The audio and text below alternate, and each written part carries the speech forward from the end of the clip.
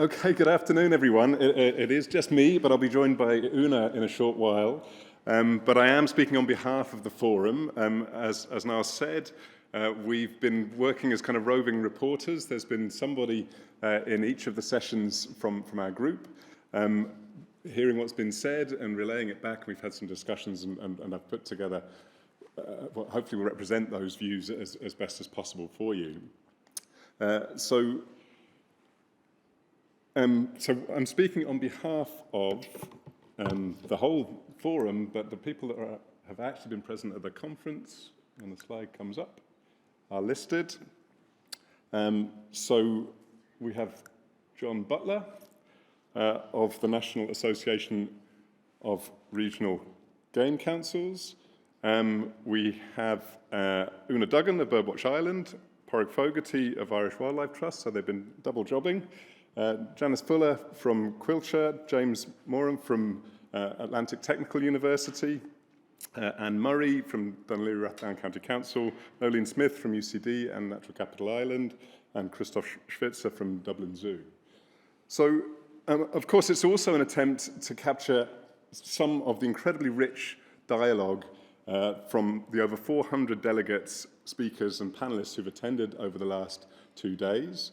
And it's really pointed out that this is kind of a significant proportion of the kind of academics, farmers, NGOs, local authorities, state agencies, government departments, farmers, fishers and media, and also teachers and some young people that have concern for biodiversity. It's been noted that there's been perhaps room for improvement in the balance between some of those different groups, and that certain people haven't been in the room that perhaps should have been, and that's something that we need to think about, how we can improve that situation. But overall, it's really has been great to engage with each other face-to-face in 3 dimensions, which has been uncanny at times, and to kind of explore the views on biodiversity and so on. And also to kind of get the message out wider than the people in the room. It's great that there's so many people joining us online, and also that the message is being amplified through social and traditional media. So as such, I would really like to start by thanking the organisers, hosts, volunteers, caterers and everyone present very much for making it all happen, because I think this is a really worthwhile undertaking. Before I get started on our part of the presentation, I just wanted to give you a heads up that we'll be looking for your input in about 10 to 15 minutes' time in relation to each of these questions. So do please give some thought to what you consider to be the most important messages from this conference, what actions for biodiversity should we prioritise, and what needs to be done to ensure the effective implementation of the next NBF. And so we'll have a Q&A, an opportunity for you to comment in the live session, but there's also the opportunity for you online, and indeed you sitting here to engage online through the online interface. Okay, so and Una will relay some of the comments that come through online as well. So please keep that in mind. But to get things started, I will answer this question for you, and it's already been touched on. So we're an advisory group with academics, NGOs, local authorities, and sectoral and community organisations, and also with representation from Northern Ireland. Our primary function is to input to the National Biodiversity Action Plan and to review its implementation, but we also make direct recommendations to the Minister and make commentary on selected key topics, and you can find some evidence of that on the internet. And this is just the headline from a piece where we reviewed the implementation of the last Biodiversity Action Plan, that it should become an impact plan. So, like everyone else here, we're concerned about the wonderful diversity of life in Ireland, and the urgent need to ensure that it's conserved and restored both for its own intrinsic sake. We had some beautiful love letters to nature in the last session, and also for the benefit of current and future generations. So I don't think they're mutually exclusive. I think we need to think in both senses. The precarious position of biodiversity has been recognised internationally, and there are very substantial efforts and a range of initiatives underway at an international level to find and implement the best solutions to reversing its loss through international cooperation and commitments. And we've been privileged yesterday to hear from leading figures in all but two of these particular frameworks, key frameworks, and were made well aware of the importance of the emerging global biodiversity framework and the general alignment of purpose of the parties to the CBD in developing that, but also the challenges in reaching final agreement. And that is a running thread. It can be difficult to find agreement in these spaces, but there's a strong will to do so. In Europe, we're already under legal obligation through a range of directives to conserve biodiversity and improve the quality and status of the environment. And it's important to remember that we're part of that Europe-wide approach and that our sites are part of a Europe-wide network. The head of biodiversity at the EC Directorate General of the Environment, Mr. Stefan Leiner, reminded us of the fundamental pillars of the EU Biodiversity Strategy 2030, which is shaping biodiversity policy in Europe now. He talked through some of the obligations that will flow from that strategy, including a new nature restoration plan with legally binding targets, and also some enabling mechanisms that are being put in place, such as the Biodiversity Knowledge Centre, and the pressure to build up to a commitment of 10% of the entire EU budget to biodiversity in the coming years. So clearly, these pillars are also important pillars of the draft National Biodiversity Action Plan here in Ireland, and this alignment is essential for it to receive the support that it needs both nationally and at the EU level. Andy Bleasdale talked us through the big picture story of the challenge that we face in terms of the current status of our biodiversity in Ireland and the trends. The story for habitats is particularly bleak. These are habitats that are the ones protected under the EU Habitats Directive, and 85% of the 59 habitats are in unfavourable status, and with 46% on a declining trend. The story for species is slightly more positive, but still 30% are in unfavourable status and some are critically endangered, although there are some positive stories in there as well, particularly for bats and cetaceans, for example, and some others are on improving trends. Bear in mind that these figures don't cover many other species that are also on red lists, so this is just the ones that have been picked up in the European legislation, and also many species that we don't even have data for, so we don't know whether or not they should be on red lists.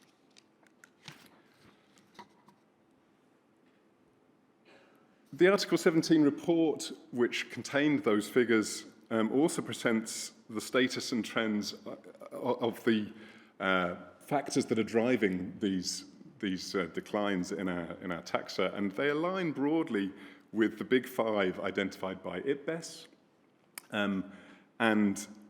which was reiterated by Stefan Leiner in his talk. So habitat loss, degradation and fragmentation, overexploitation, climate change, pollution, and invasive species. And Orla Delagi specified that the new NBAP will focus on action in relation to these root causes, a point that was raised in the last session as well. And also Ana Maria Hernandez-Salgar, the chair of IPBES, also argued that we need to go further back to the underlying indirect drivers, the fundamental values underpinning our society and our way of going about things, and that we should be open to truly transformative change based on a wider diversity of knowledge systems. And again, that point was picked up in the last session.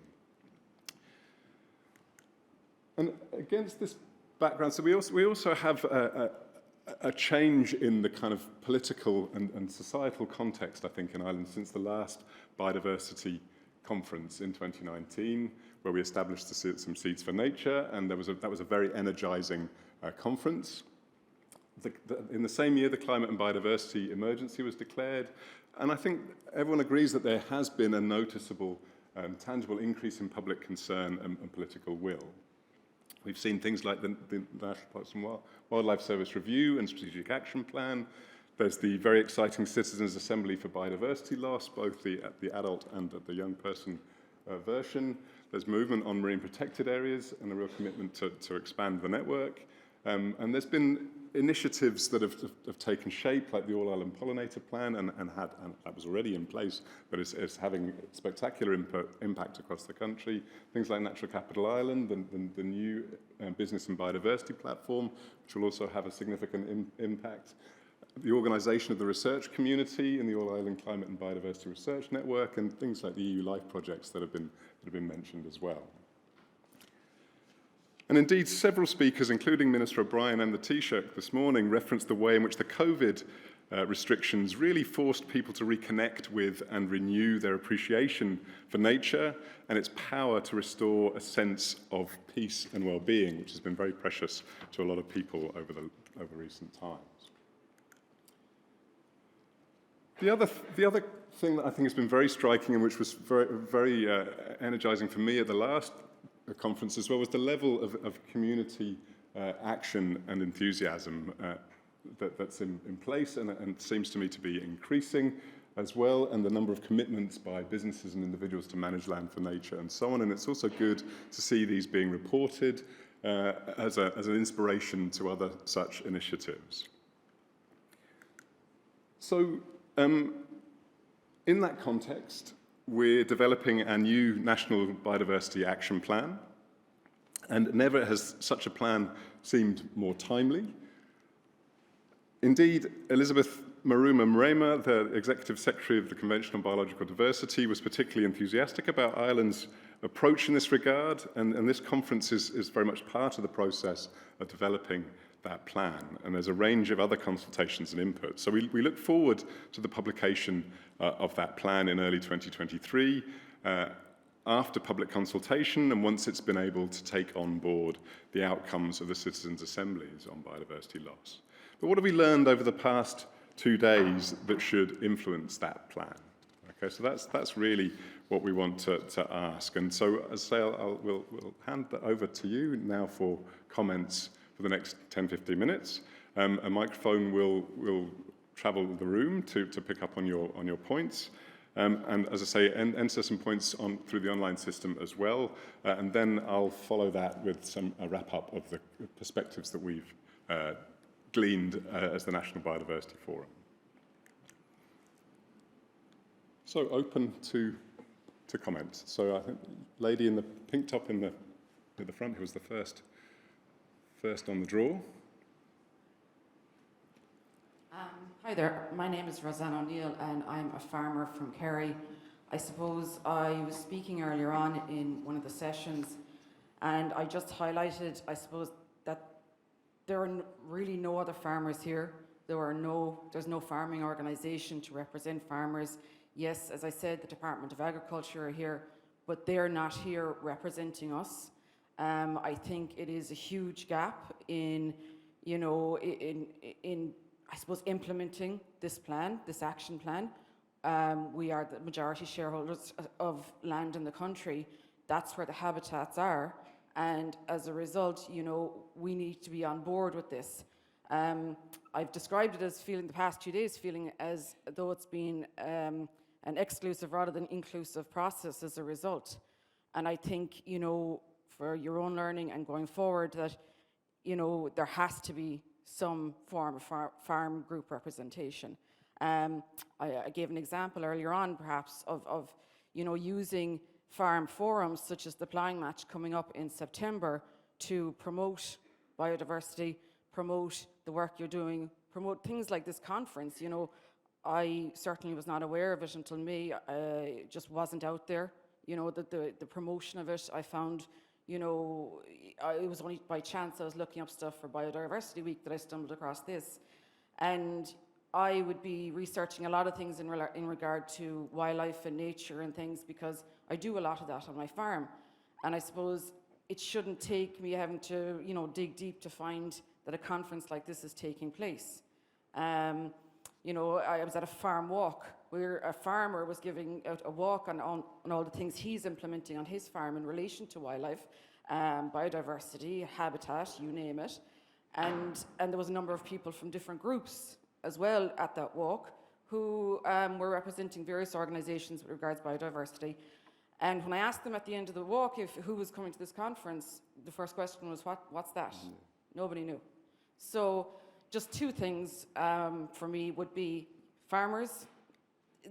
It's the kind of, for me, it's the big, huge white elephant in the room. They need to be a part of the process. And two is the communication of programs like this, of events like this, to, I suppose, the wider public. And I suppose not to have it as what it feels like at the moment, it's a kind of a niche for organisations that are here today. Thanks very much.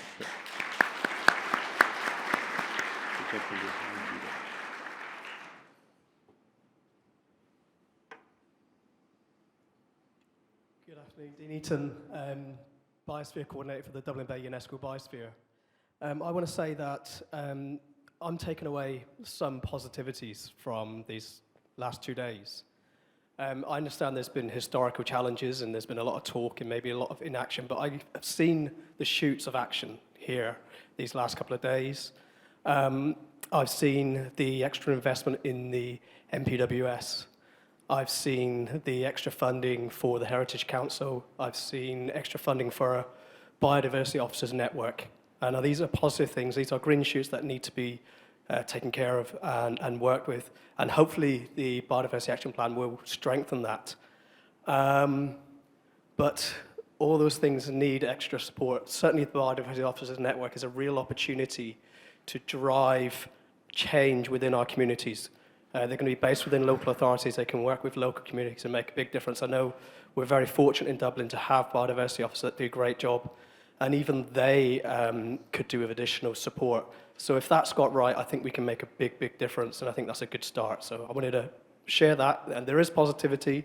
Let's support those green shoots. Thank you. Thanks very much. Is it right at the back? At the further back, there was the first one, and then the gentleman there. Yeah. Leif Barry, Office of Public Works. I suppose just one of the actions we should prioritise for biodiversity going forward is if we're going to plant trees or plant wildflower seeds or something, do we look at local provenance seed? It's something that hasn't really been discussed here much at this forum, of our genetic diversity. We talk a lot about trees. You go to a nursery, you buy a hazel tree, that's great, you plant it out in your garden, fantastic. Where did that seed actually come from? When you ask the person who's supplying you with that, their eyes kind of glaze over and they're like, oh, well, we bought them. Don't worry, it's a native species. And you're like, I appreciate it's a native species. Where was that seed collected? Was it collected within the county, or was it even collected within the country? The problem with planting trees and all of that, while it's very positive for the environment, most of that seed's actually collected on the continent and imported here to Ireland, and there's also no biosecurity around that. So I think that's another issue that we really need to look at, is biosecurity and what we're bringing into the country, what we're going planting, how we're going to expand that. So I think we should really look at it on a county, local level. There's local community groups there. We could really tap into that, but make sure if you're going to plant something in your local environment, that it's from your local environment. Thank you. Thanks.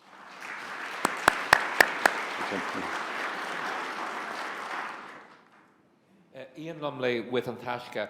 What's been very encouraging here over the last couple of days is the quality and range of presentations that we've seen on area-based initiatives, where you have bottom-up participation with farmers, landowners, local communities in achieving measurable results, which we've seen with funding supports, and there's going to be a lot more of that if the new CAP is managed properly. In water catchment enhancement, peatland restoration, ecological grazing, all of that. And I'm pleased to say that Antashka is directly involved in that through a project on the Monaghan Tyrone border county, which we've taken in around land ownership. So we are now farmers ourselves. There's a bigger picture here, which is that it's only this afternoon that one of the speakers, Simon Neal, raised the question of planetary boundaries. We are now within a situation nationally and globally where we must work within the constraint of recognizing a final planet, a fragile atmosphere and nature system. And we have to face up to the fact, and this is a tough one to communicate, that our current, it's not just our production model, it's our own food consumption model, it's our supermarket consumption model of industrially produced aquaculture, the way we are overfishing, our forestry model, and particularly in Ireland, our dairy expansion, which has not been generated by individual farmers, but is very much dictated by what are increasingly multinational milk powder production companies for a global market who are driving the agenda and the price, where very often there isn't any great benefit to a farmer on the ground like my cousins down in the southeast, who are facing all the increased production costs and uncertainty. But unless we, and I totally support the farmer from Kerry who spoke just now, the next biodiversity conference needs to seriously engage with all of the stakeholders, not just the farms and farming organisations, but the big industrial lobby that is driving the path towards unsustainability in climate and biodiversity. Thanks very much. Lady with the striped sleeve there.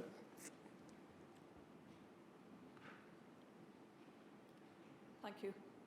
That's switched on. My name is Helen Lawless. I work with Mountaineering Ireland. I have 2 points I would like to make. I've heard very little about upland areas over the last couple of days, yet these are our largest areas of relatively wild land, but they're not in the condition they should be in. And if anybody didn't see the article shared by Noteworthy earlier this week about the extent of overgrazing in upland areas, I really commend it to you, because there needs to be honesty about the condition of Ireland's natural environment. And uplands, the places that inspire my recreation activity and my work, they're out of sight of most politicians and most policymakers. The second point I'd like to make is that we've heard some wonderful examples from community groups. In fact, I'd love to have heard even more of them. I wasn't in the right sessions all the time. But all of those initiatives, community groups and NGO-based activity, they need funding support. They need much, much more funding support, because it's abundantly clear from the last 2 days that we need to seriously enlarge the conversation about biodiversity loss and climate and water and so on. And I think NGOs and community-based organisations are perfectly positioned to do that, but they need the backing of the state. Thank you. Thank you. So, at this point, I might ask Una if you wouldn't mind sharing some of the comments that have come in through the online system, please. Yeah, there was one from Justin who, just to respond to the first question, what are the most important messages that he came up liked from the conference, and that was the Henk van der Kamp's 4 C's for planning really resonated with him, which was connect, capacity, clustering, and countryside. And he also adds then that we really need to see a biodiversity, that this plan should be the biodiversity impact plan, not just the biodiversity action plan. So that was just in direct response. And then there was other comments on the need to really speed up on the urgency, that has to really be addressed at government level. And then a comment from Hugh. At the heart of the matter to me is that perpetual growth will never benefit the environment. Big business of all types do not truly respond to the environment first. And that we really need to address the impacts of greenwashing, especially in agriculture. So those were the main points. Thanks very much indeed, Una. Okay, so we move on in the interest of getting to the end of the session. Sorry, and if you have any other comments you want to make, please put them through the online system. We'll be able to capture them there and pass them on to the team developing the National Biodiversity Action Plan. Okay, so what we try to do, I now have the kind of unenviable task of about 10 or 15 minutes, try to capture some of the key messages perhaps that emerge from the conference. Luckily, there's been good sessions already that have brought a lot of these points to the fore. So just quickly I want to give a few take-homes from some of the parallel sessions. And I've just tried to draw out common threads as much as possible and get some summary with input from all of the members of the forum that have been involved. So agriculture was recognised as both dependent on biodiversity and also a driver of decline, and the need for targeted results-based agricultural payments was emphasised, building on the extensive work that's already done, and we very much hear the need for closer engagement with agriculture. It was also pointed out that there are some great Irish successes in species conservation. So if we do make the effort, we can make a difference, for example, in terms of the Kerry toad, the barn owl, and cottonweed. And the important role of Irish zoos, aquaria, and botanic gardens, carrying out ex situ conservation projects for a multitude of threatened native species in Ireland, and that this should be emphasised in the next NBF. In the session on sort of shared island initiative, invasive species and protected areas were singled out as key examples of the need for an all-island approach, but that was much more pervasive than that. And we need structures to help us to work together, and cross-border initiatives like the MARPAM project to help foster the dialogue. The participatory approach, co-management and engagement, including with youth, was emphasised in several of the sessions, and the need for a holistic approach is very important. For example, particularly combining biodiversity with climate change. Not always easy, but essential to recognise the interconnection between biodiversity like these phytoplankton and climate change events like these storm events, and the need for dialogue to find the common ground. To achieve that transformative change, we really do need to step away from our comfort zones and be open to different points of view, to be prepared to take time to talk to each other and to reach mutual understanding and find compromises where necessary. And that knocking on the doors comment earlier on very much resonated as well. It's a question of actually getting into communities and talking with people. I share with many people here how great it's been to hear of the wide range of initiatives growing out of dialogue among stakeholders and with authorities and others, and to bring important change and new approaches forward. And the Citizens' Assembly for Biodiversity Loss and the Young Person's version present a really wonderful opportunity for everyone to hear more about a range of views on biodiversity and to bring them into policy and into the NBF. So I echo Evine's call to please spread the word and give it the most exposure possible. Targeted biodiversity action has a fundamental need for data. We need to know which species are declining and where and what the causes of those declines are. A good evidence base can facilitate conservation, can facilitate cooperation and help us to reach agreement, but it has to include knowledge as well as data. It's not just the numbers, it's the understanding that we need as well. And that includes social and cultural perspectives, which are often overlooked, but are essential really to help inform effective actions that we might take. So data, in the data session, it was clear that data are currently patchy, fragmented and dispersed and are often inaccessible. We do have a wealth of data. We don't have to wait for data to start taking action, but we do need more, and we need to be able to access it in a coherent way. And the point was made that the National Biodiversity Data Centre does have the fundamental digital infrastructure that we need, but it needs more support and engagement. So that's just a kind of a sprinkling of points from the parallel sessions. And I just want to wrap up with our kind of a narrative thread, I guess, of some of the overarching points that have emerged. So we felt that there is good alignment between the global, European and Irish frameworks, strategies and plans as presented on the first morning, and that's extremely important. We, in this room and in the online group, know that there is a crisis and are now really turning attention to resolving it rather than dwelling and exploring on what's going on. Certainly you could argue how much progress we're making, but there is a real sense that that's the focus of attention now. So, but it's important always, I think, to bear in mind that not everyone understands or cares. We have our own sense of the value and importance of biodiversity, but for many people don't share that. So a clear and impactful communication through many channels is still very, very important, including picking up the educational baton even before school.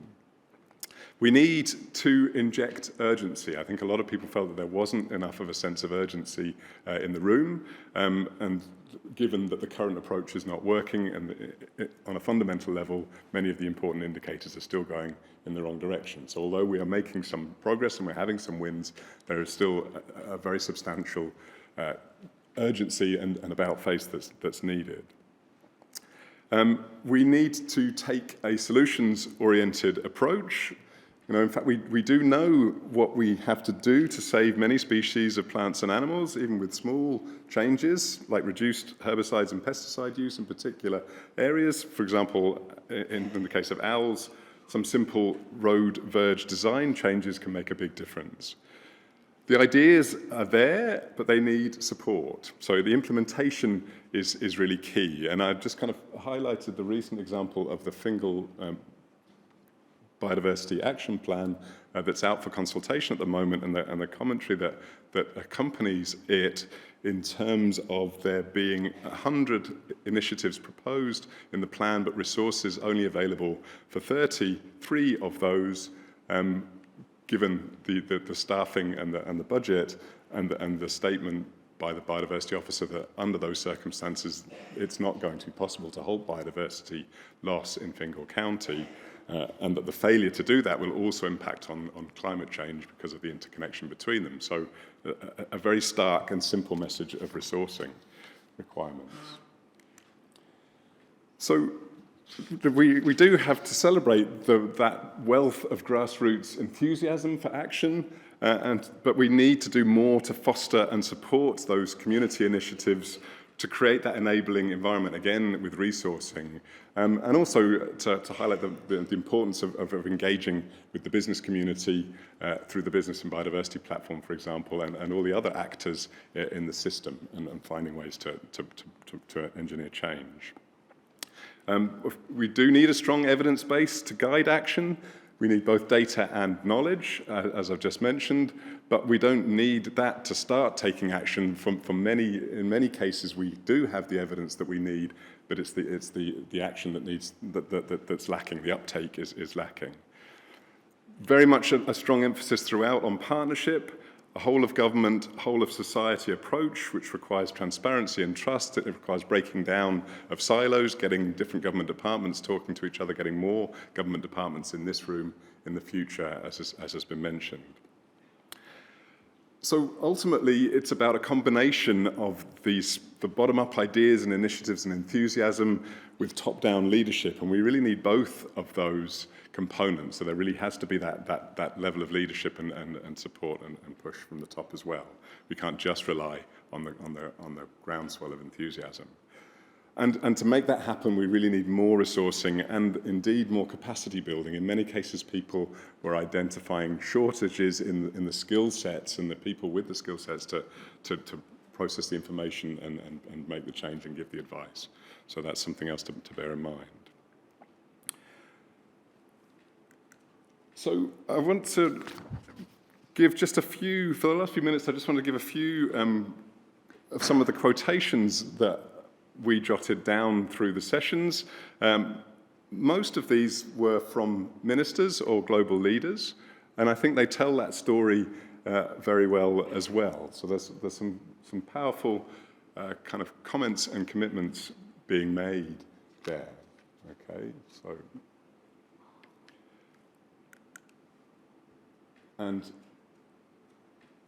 so all of those points that we've been raising are there in the dialogue, in the messaging, and we just need to make sure that we follow through on them.